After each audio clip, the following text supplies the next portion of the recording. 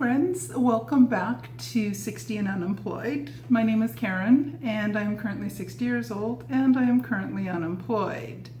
So if you are in a similar boat as I am, if you're 60 plus, if you're unemployed, or maybe you're at that in-between point between retirement, figuring out what's next, you might be wondering, how do you stay productive?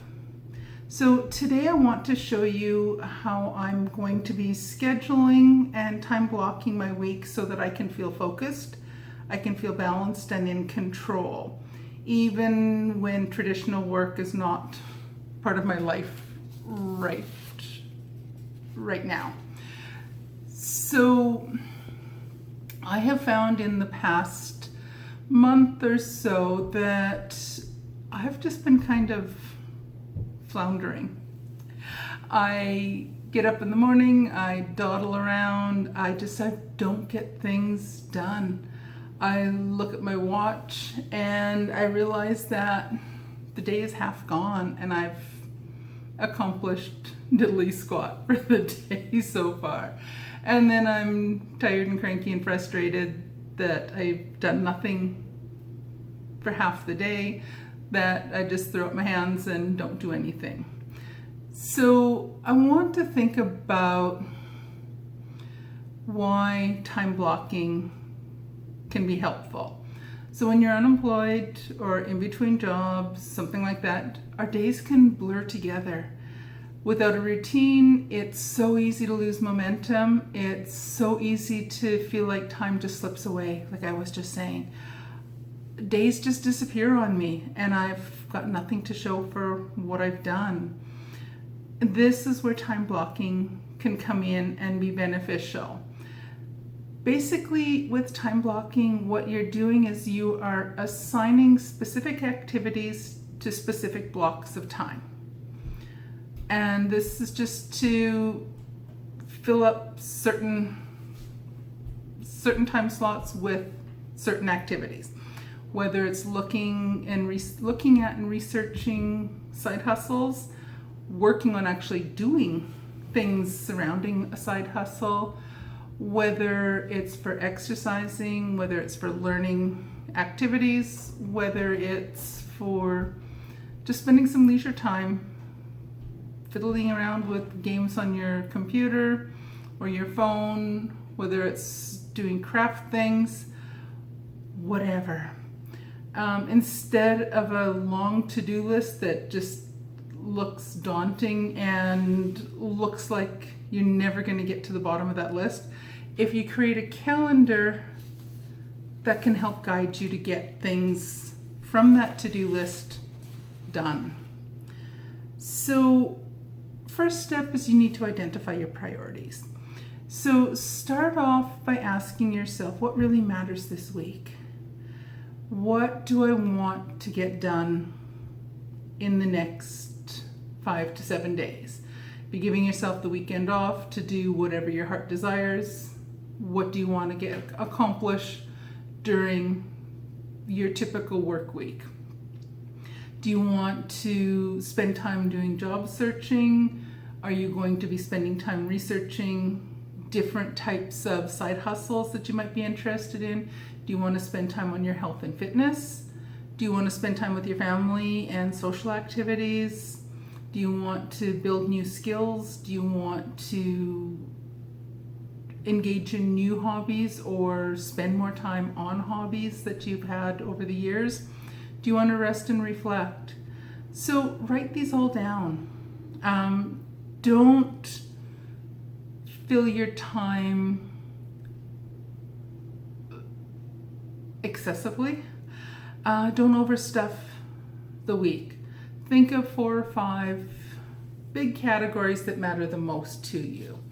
And I'm going to walk through in another video me actually doing this. So I'm going to kind of talk about it today, and then just to keep the videos a little bit shorter in time, I'll spend a bit more time in another video just walking you through exactly what I'm doing.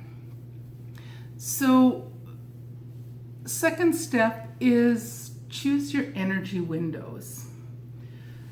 you might know that by the time you've hit 60 or 60 plus, you probably know when the best time of day is for you. You know whether you're a morning person and that you're most productive in the mornings, or you know that mornings just don't work for you. You're too fuzzy and dopey and nothing's going to be accomplished that is worthwhile during the morning hours. You might have the opposite. Your afternoons might be when you're full of energy, and for other people, you find that you hit that afternoon slump and you get very sluggish partway through the day. Beauty of being at this point in our lives is that we have a good feel for when we're most productive, when we're most energetic, when we get the most things done. You're going to want to schedule the things that are most demanding for those times that your energy is the strongest, when your energy is peaked. You want to save the things that require less brain power for times of the day when your brain power is non-existent or it's taking a nap. So the beauty of being at this point in our lives and being unemployed or semi-retired or whatever term we want to use for it, we can design our day around that natural rhythm that we know we all have. When you're working 9 to 5, that 9 to noon part of the day might just been torture for you because you're too fuzzy and dopey. Not now. Now, if you know that that's the worst time of the day for you, work around that. We have those benefits. So step 3, the next thing we want to do now that we've decided what are the major things we want to do each day or each week. Secondly, we know when our optimal times are, our highest energy times. Now what we want to do is build a weekly template where we want to figure out, okay, what types of things we want to do each day. So you can do this digitally, you can do this with a paper planner, you can just do this with just a plain old ordinary notebook.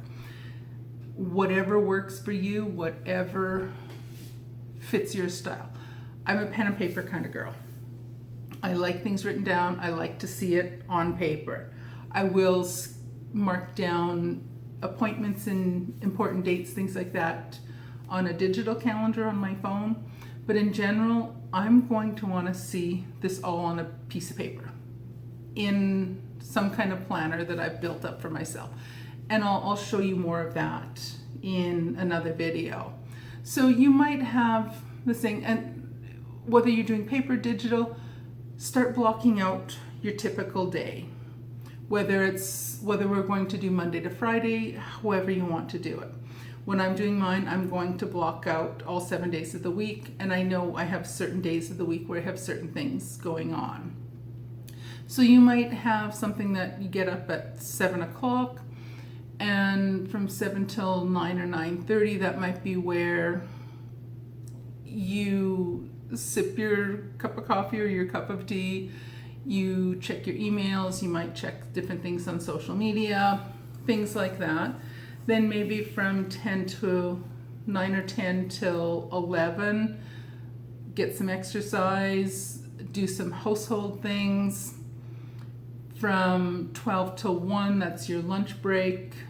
You'll want to do less, or just decide what you want to do then. You might want to set aside a certain time of the day where you're going to work on creative projects, whether you're going to do some hobbies, whether you're going to do some volunteering. You might have another block of time where you're getting groceries, doing meal prep, that kind of thing.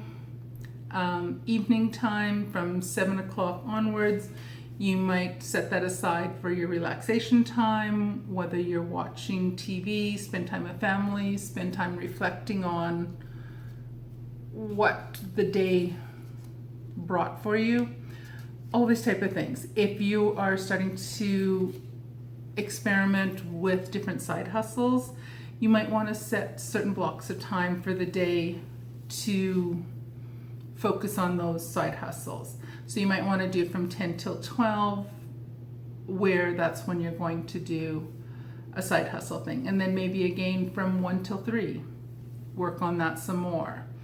But when you work through the things you have in step 1, where you're trying to decide what are the major things you want to accomplish each week, and then once you're starting to do your time blocking, you're going to fit all those little pegs into the appropriate spots. So that's the main thing with it. You don't have to follow this perfectly. It just gives you a guide.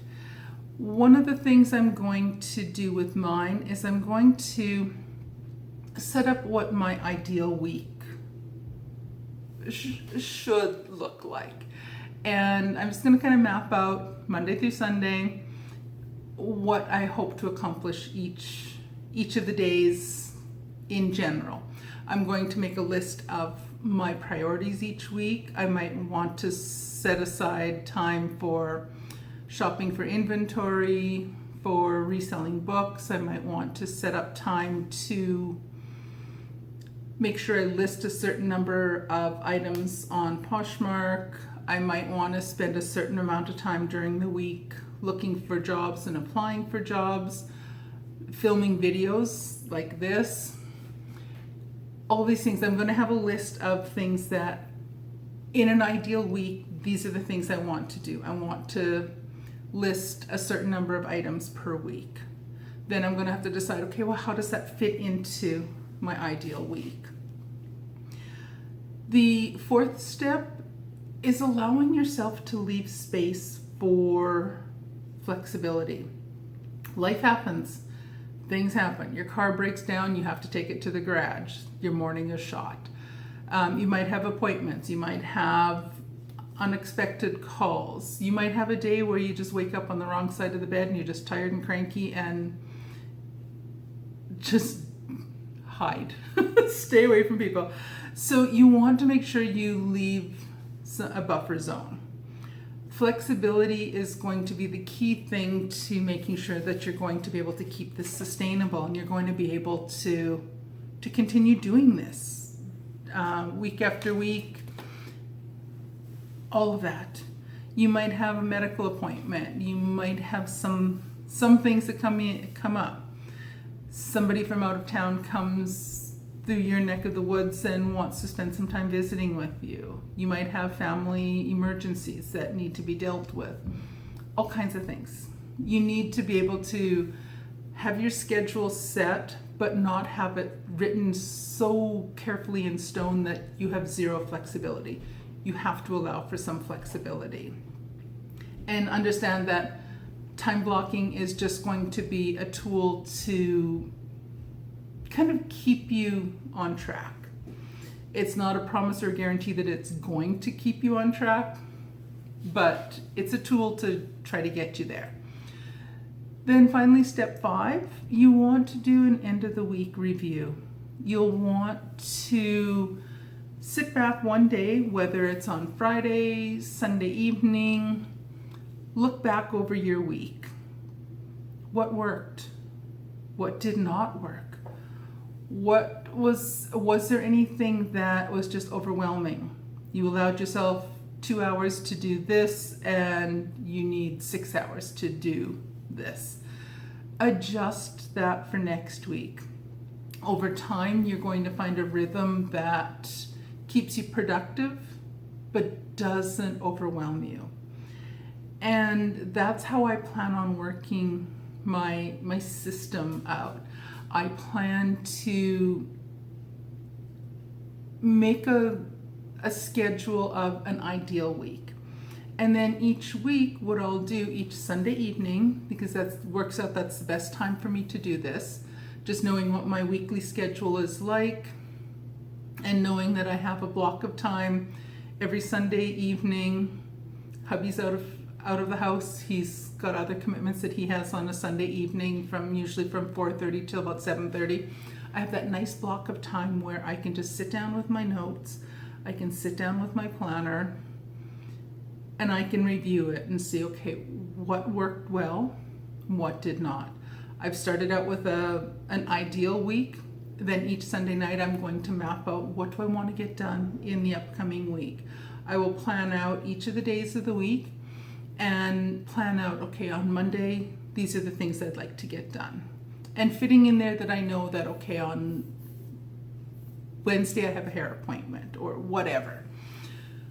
I can use my ideal calendar, my ideal time blocking plan, and apply that to each week as it comes along. And get into a rhythm where I'm getting things done and I'm becoming a little bit more productive. And I don't get to 2 o'clock in the afternoon and realize that I haven't had lunch yet and that I have done nothing but scroll through Facebook and watch YouTube videos. It's fun. I enjoy that, but it doesn't help me get things accomplished. And I have been in the last month been feeling a little overwhelmed because I'm in that kind of limbo phase right now where I haven't settled into a good routine. And I need to sit down, shut up, and plan this out and get myself into a routine. So being unemployed at 60 does not mean life is on pause. It can be a time where we have the opportunity to explore creativity, explore different growth and purpose. By time blocking, we are giving ourselves the structure to explore all of this without drifting into a land where nothing happens and we accomplish nothing. So if this video has helped you, please like and share and subscribe for more tips on navigating this stage of life and basically building a meaningful life after 60. Whether it is having you look for a different job, become employed again, whether it is having you become semi-retired and working on some side hustles to bring a bit of extra money in, whatever it is, we can spend time together kind of mapping out and figuring out what we're doing in this stage of life and making it meaningful, making it important to us. So I hope you're along for the ride, and I will see you again very soon. Thanks for watching. Bye.